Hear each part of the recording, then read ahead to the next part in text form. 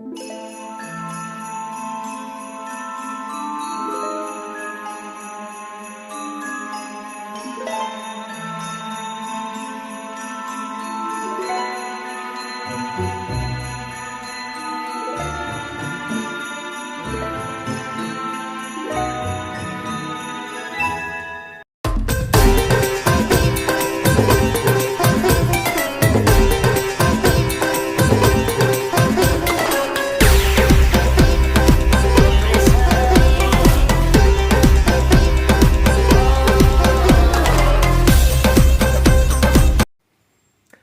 everybody. I know this video is going to seem like it's a little bit all over the place.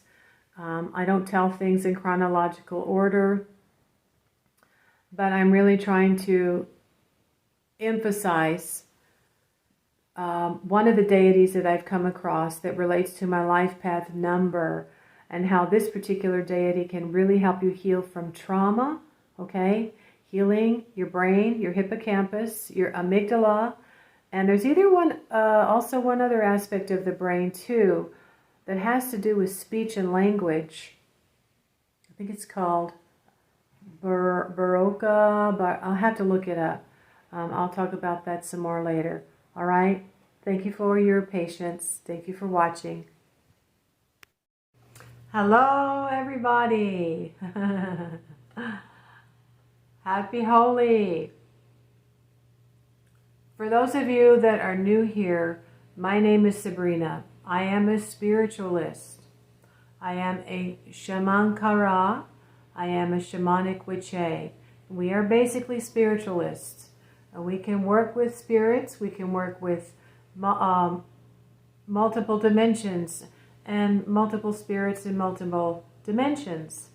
And a lot of times, many different types of spirits will come to us and channel a message or guide us, because everybody is a student. I am ever the student, and I am still healing, and I am still growing.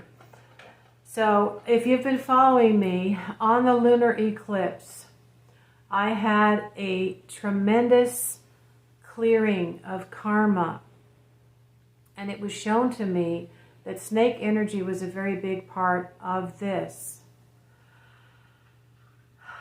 This has to do with leaving your south node and going towards your north node. I don't know if this is a reconciliation or not, but I have been trying to understand the dream more and more. As I said, I felt it was the snake energy, and it was feminine. And so I said it was Lilith. Now in the Hindu tradition, it is Shakti. And it is what is called the snake energy. It is considered the creation energy, and so it is considered feminine. My story about snake energy is very good. Go and watch it so you can really get a little bit more of a background about me and where I come from. Religious-wise, I was locked up and I was really blind. The feminine divine has been demonized for many, many years in several religions, I believe. There's many, many branches of Christianity. Okay, so I was literally convinced that the snake was the devil. I was a very young girl. When you start planting these types of ideas in people's minds, when they are unable to understand, it's not correct. All right, so hopefully we're all becoming more aware. Now, as I have embarked upon my own healing journey, and I did heal quite a bit during my marriage when I returned to mindful meditation, there are many, many signposts in my life that were guiding me and leading me to eventually practice what I am practicing today, Sanatana Dharma. And I've talked a little bit about this. I'm still learning. There's things that I've learned about the culture and about the religion since I was 12 years old. My father took me to a TM house to learn transcendental meditation. And that was good because I needed it for my anxiety. I finally did get my mind to quiet after a couple of weeks, and I had a very blissful experience. So that set the tone, but I never had a regular practice. Fast forward many years later, I'm in my marriage. I've gone from having a mother who's a narcissist to a husband who is a narcissist. And I reached the bottom of it, not having an identity of my own, being trained to be an enabler and an emotional caregiver. I was at the end of my rope. Who am I? And so I returned to meditation, mindful meditation, and subliminal tapes. And I just had another breakthrough. Had a wonderful healing, and decided to be myself and do what I thought was best for everybody. Our life had gone downhill because of what the narcissist thought was a good idea. And, it's little by little gets deteriorated. And so in healing that and gaining more and more self-confidence, I began to slowly break away. Now, it took about 4 years for me to actually heal for the most part and get my own place, a nice place, and be congenial to my ex-husband, the narcissist. He was angry with me for 4 years. So there was an ongoing process of me healing after that I wasn't fully aware of. So it's been about 10 years, really. But during that time, after my shamanic dream journey where I met myself in 3 parts and just felt like a new person, I began to have contact from different spiritual entities. And as I experimented on this path, this goddess-based path of Wicca, I hit upon a couple of deities that seemed to just resonate with me very well. Things were happening very quickly, and I would even have a dream about them. But Ganesha came to me in a dream out of the blue. This was over 10 years ago. And about, I'd say maybe 4 to 7 years after that is when I decided to really start working with Ganesha. I wondered, who is this deity with the elephant head? Duh. And I had actually started studying guided mindful meditation tapes about a whole big series after seeing a commercial about an elephant tied to a tree. And the psychologist said, a baby elephant is tied to a tree when it's very young with just a simple rope. And it tries and it tries and it tries to break away from that tree, but it can't.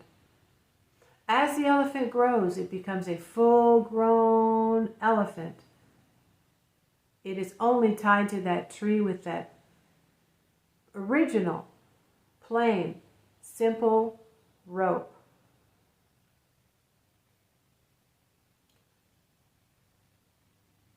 Even though it tried, when it was younger, when it was a baby, try as it might, it couldn't get loose, it gave up. It quit trying.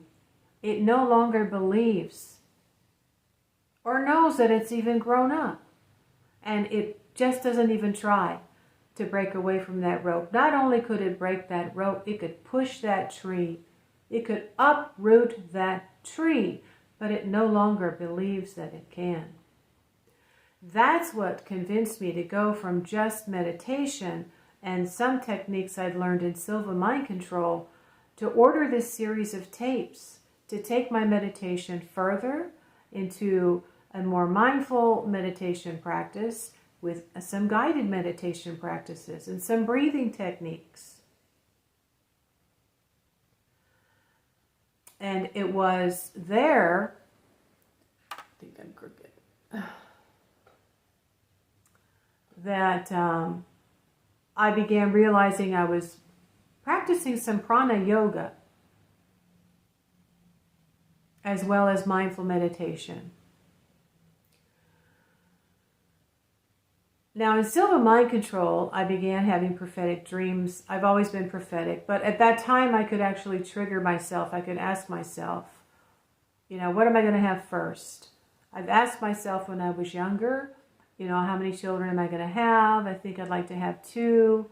What's it going to be? A boy and a girl. But I asked myself, which one am I going to have first? I wanted to have the girl first, but I dreamed I had a boy. And I was giving birth, and I reached down to feel it, and I was very surprised it was a boy.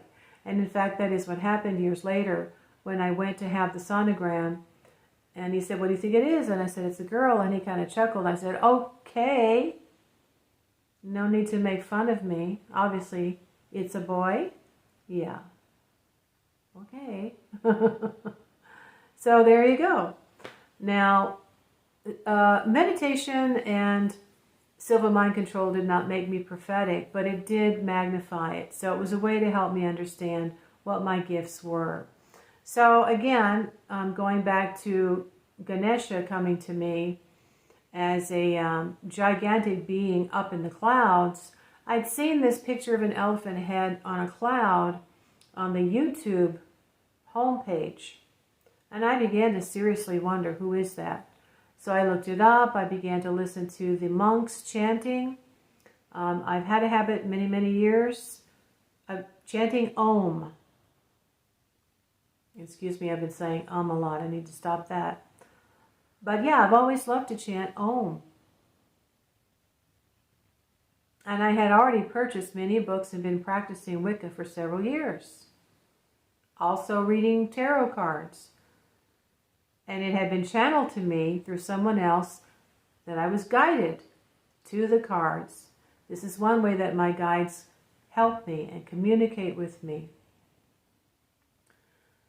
I'm one of the lucky ones. I have been helped to come out of my south node to get to my north node. Okay?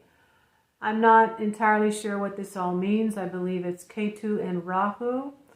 Shiva is connected to Ketu, which is the lunar node of the south and the past, and clearing away things of the past, karmic experiences that weren't just our own, but were visited upon us.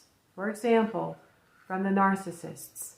Whatever emotional neglect or trauma or physical trauma that we've had that caused us to have some emotional thought that keeps us stuck in that moment, right?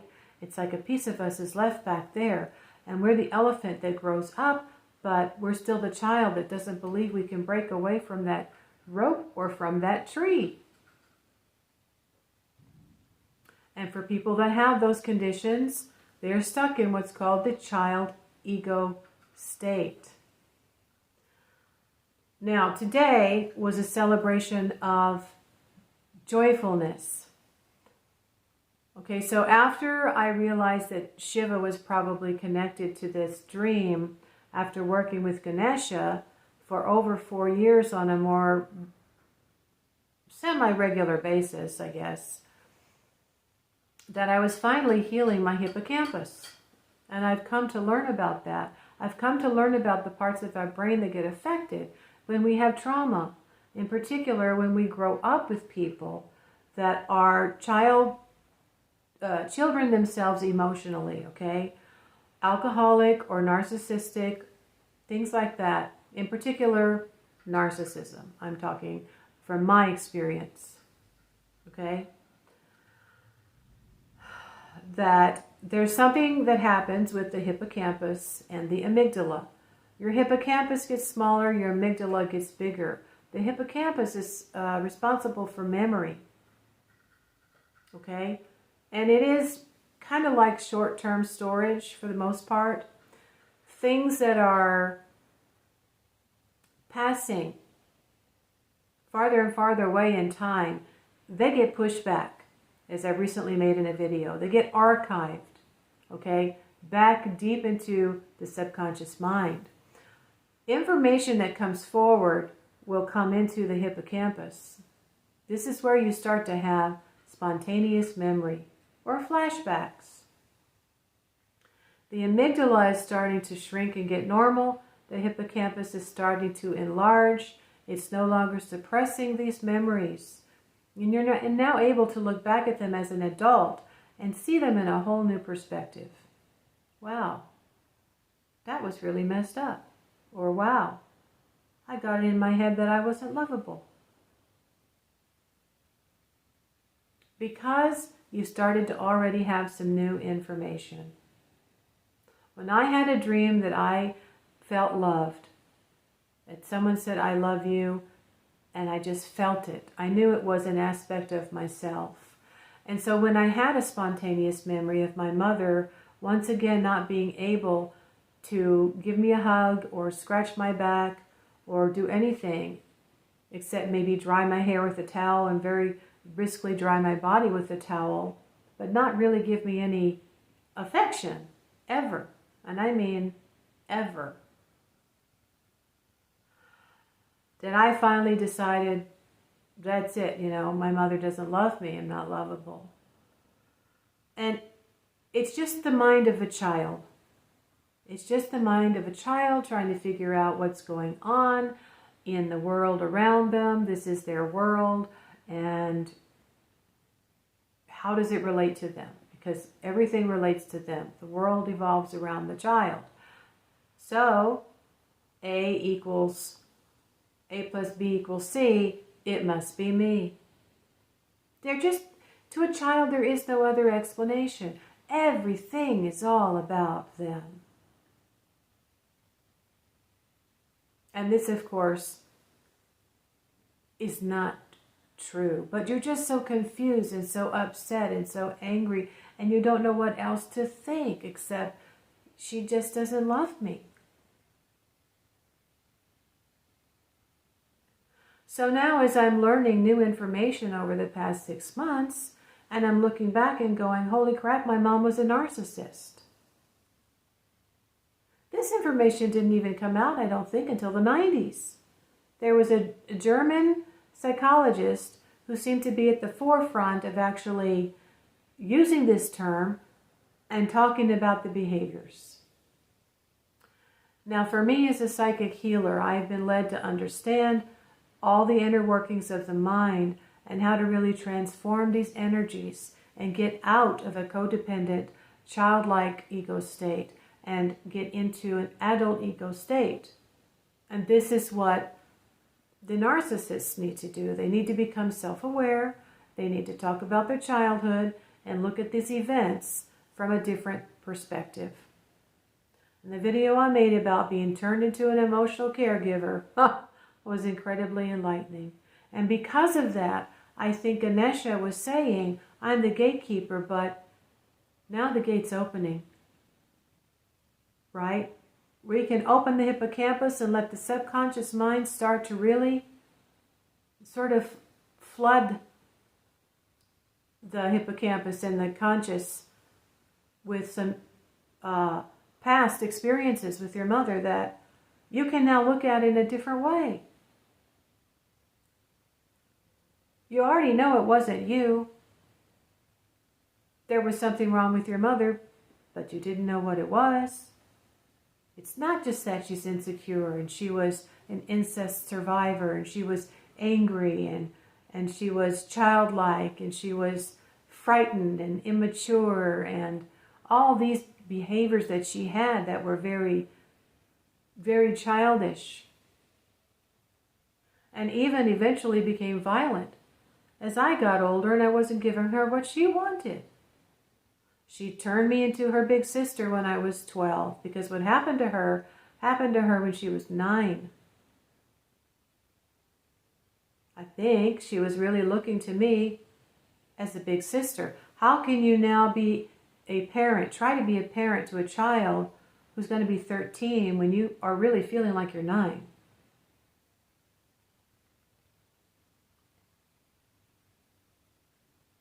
So this is when she started dumping on me emotionally about her thoughts and feelings and her inability to really be an adult wife and deal with marriage and talk to her husband. And that's just a new thing that's come to me recently. The fact that she was really turning me into her emotional caregiver and a big sister. I lost my childhood. And there's something I just heard about the story of Ganesha that I would like to read. So this has to do with really bringing back, of course, healing and joy. And the celebration today was really bringing out my childlike spirit. So it's a celebration where you get painted all these colors. And this shirt I had bought off of Temu. It's a different fabric than I thought it was, and it's very wide. So I don't really wear it. I'm going to have it tailored. But it relates to Mercury, multicolors. I love all the multicolors. Ganesha relates to Mercury and the life path number 5, okay? Which is what I have. So I've done my astrology and I did my numerology years ago. And that might have triggered me actually having the visitation dream from Ganesha to me, where I met him up in the clouds.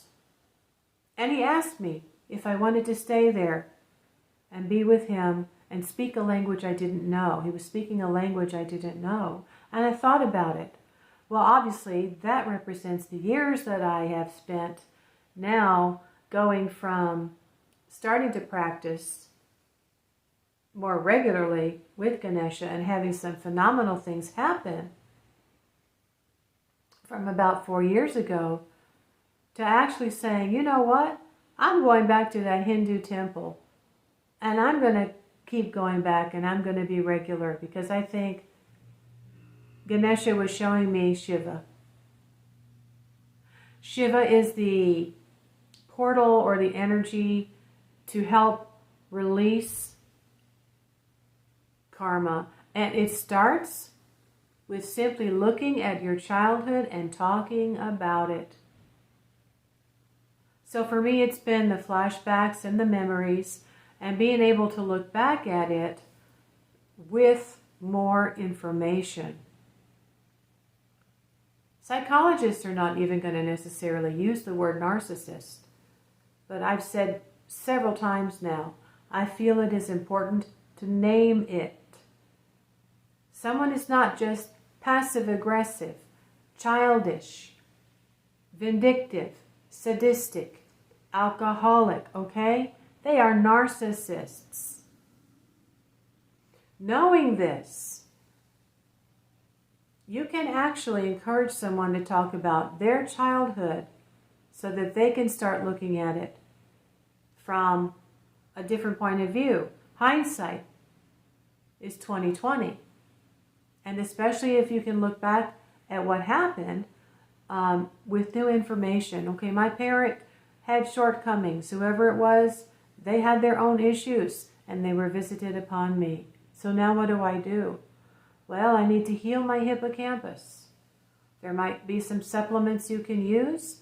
Meditation is really what will lead you to healing your karma. It will lead you to Shiva. It will lead you to have a release when there's a lunar eclipse that is hitting the South Node. Why? Because you will be getting in touch with your nature. You can be getting in touch with the earth when you do that, and the cosmos. The symbolism of Shiva is very much about the cosmos. All the symbolism are clues to the energies that work and can heal you. Now, I had stepped onto a nature-based path, and I was working with stones and dirt and water at my altar many times when I was outside with the kids. Sometimes I had my shoes off. But yeah, I was just connecting much, much more to the earth. And my altar was really the only thing that I had most of the time. We have cold weather 6 months out of the year here. We have snow, then we have rain.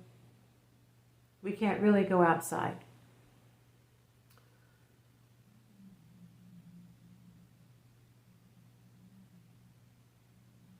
Okay, I guess my neighbor can hear me talking. It's kind of empty in here.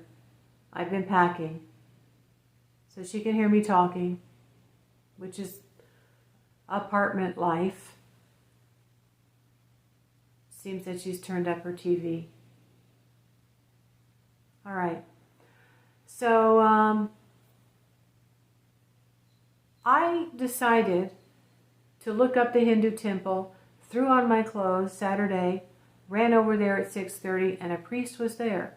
They now have a full-time priest. They didn't before. I went one day. I tried to talk about something that happened after listening to Ganesha's chant for 3 days. All I got was deer in the headlights. One lady asked me if I wanted to go to Sunday school. And then when I went back, it was closed. So I guess they realized that they really needed to hire someone so that the temple could be open for people who wanted to come and sit down and meditate, like at a self-realization chapel. Paramahansa Yogananda, self-realization. So the priest was very welcoming. I tried to tell him my life story in like 3 minutes or less. But I gave him the highlights about having the dream and the snake coming up. And he seemed to just really know what I was going through. He's a very good listener. I highly recommend that you go straight to the horse's mouth, a Hindu temple with an East Indian Hindu man who has grown up in that and is trained in that. Okay, so, my opinion, he was just incredibly knowledgeable. And then I told him about Ganesha. He took me to Ganesha. He showed me how to do the formal offerings. And then he told me how to chant on my fingers, using my fingers. Then I told him that I'd received a word from Ganesha, lingam. I'd received the word lingam, and he looked a little surprised. And I said, I've been trying to understand what that is and what to do. And he said, over here, we have, the big, beautiful Shiva lingam with the cobra on top. I said, yes, I see. What do I do? I said, I know I need to go to Ganesha first, and then I go to Shiva. He said, yes. So I went over there, and he told me how to chant. And so there it is, the deep, deep subconscious mind and the cosmos that comes through. And finally says, now it's been examined. Now you've looked back at it. Now you understand it. Understanding is the key to enlightenment. That enlightenment is the key to liberation. And that is why they told me now that I was a new person. And the little, whatever it was, probe that came down many years ago was telling me that I would be able to live my life as myself, free of false pretenses. I no longer have to feel like I just don't have any real place to go except to a spiritualist church, which there isn't one around here, but that Ganesha is part of my soul family. I am part of Ganesha's soul family, and that is why I had this remarkable, phenomenal experience when I listened to Ganesha's mantra for 3 days.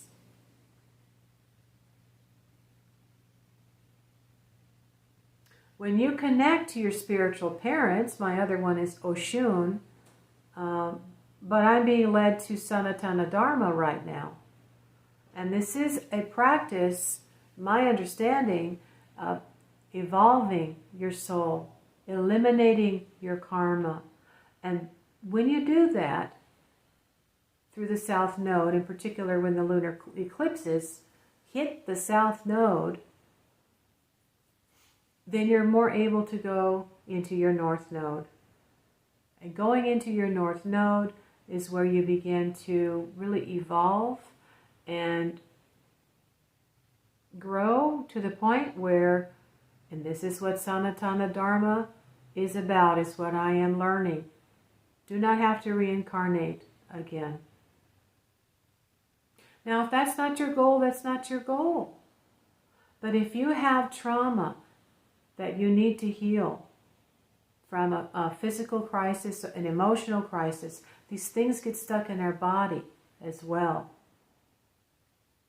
If you are unable to recover from setbacks, you get an idea in your head, and when it doesn't work out, your whole world falls apart.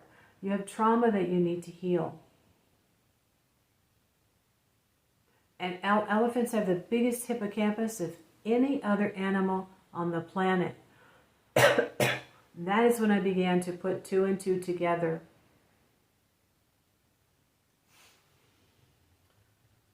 This isn't working very well. I have a seashell with oil and a little wick.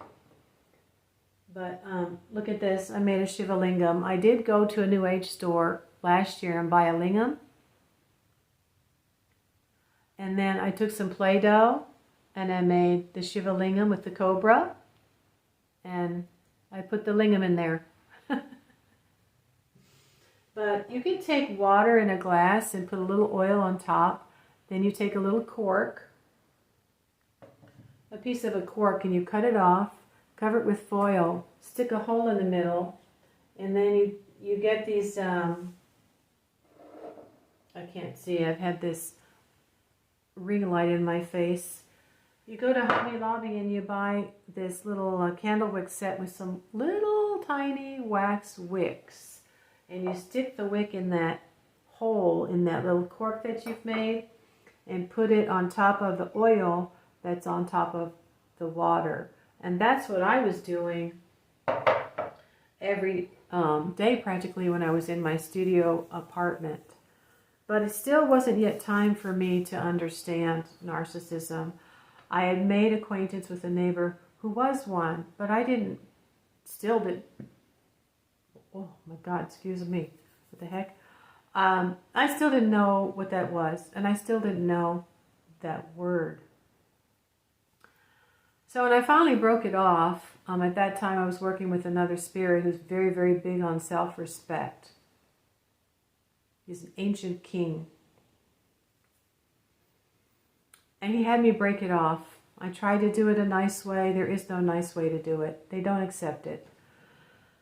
So then I'd asked this spirit for a client. And what happened? I got a narcissist. Once again, I had to suffer from trying to want to help someone and not knowing how to deal with someone who is very entitled, very selfish, gets hysterical, this and that, and then they get nasty.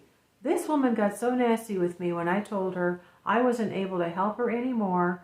At the drop of a hat, she'd only given me about $25 or $30, and then sent me lotion, which I didn't really want lotion, but treating me like an on-call psychologist, basically. And then telling me how other people would gripe about her complaining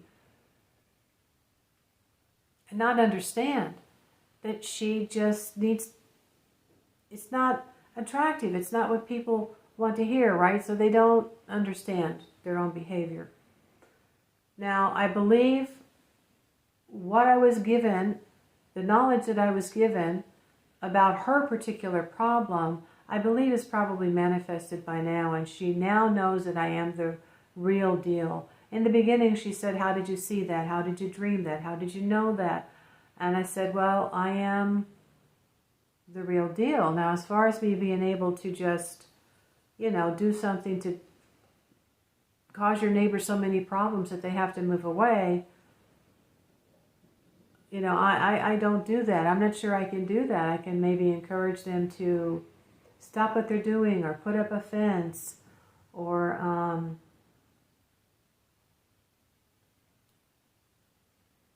you know, maybe have to move away for some reason. I don't know what. I was getting caught up in her emotions. But none of that happened. She actually had to come up with some documents to prove her property line. And I kept having to encourage her. So, you know, again, I had to learn about that. So then I had a trauma bond with a neighbor. I'm just going to say it, okay? A young man, another young man, very, very troubled and looking to be rescued, basically, and looking for someone that will bring them an image that they're looking for, either someone in this religious path that they're looking to be in, or whatever else, which I've talked about. And this was, I think, the final catalyst, because when I received the word from a viewer about narcissism, I began to watch videos. And this is when I had new knowledge and I began to look back and see. So it's been a year of incredible anxiety with someone who has this intense desire, but will not speak to me. Everybody else has spoken to me in the past. All right, so today, last week I went to Hanuman celebration ritual and I learned about that. And there was a man there who spoke to me, okay? And now my narcissist husband was painfully shy. And he was shaking when he began to first start to approach me and talk to me. And after a few little tiny conversations, he'd sit at the counter, drink coffee, and then ask me if I needed help with my car. So he was working his way into my life and then asking me out to the park and then to lunch. You see what I mean? But he was already 42 years old. But other men I've met that were troubled, that were younger than me, still would speak to me. They were obviously nervous and shy and were blushing, but they spoke to me. So, you know, the priest is obviously very confident, and he interceded for me that first time I went, and really was chanting all of the Sanskrit for me to connect to Shiva and use my name.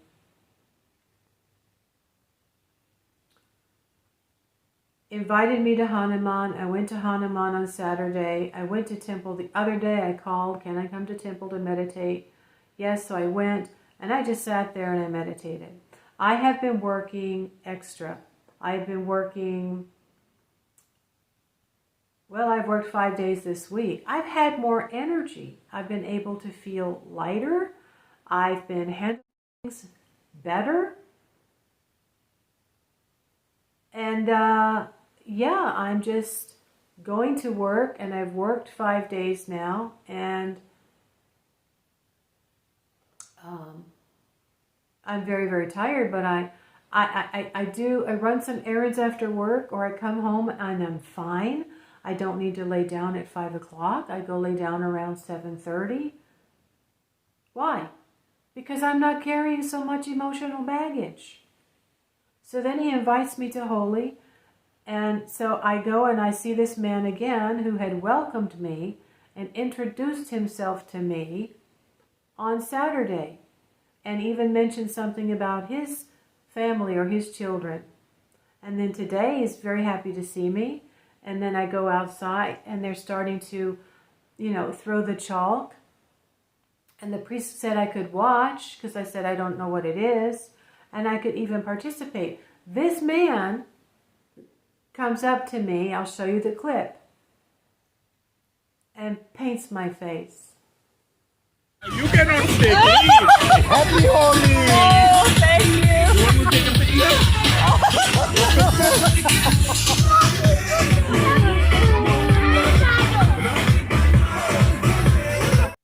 So I've been following a psychic who's been saying things, and it's difficult. It's not reliable information.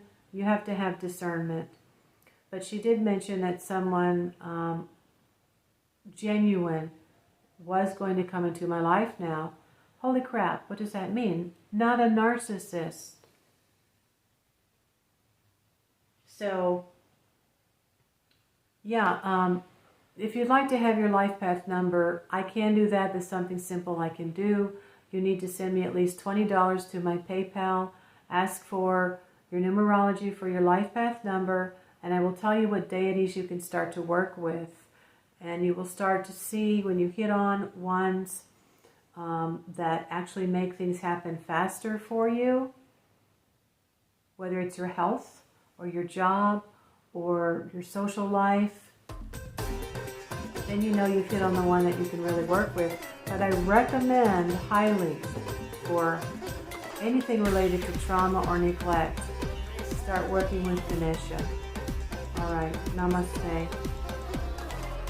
Go paint your face.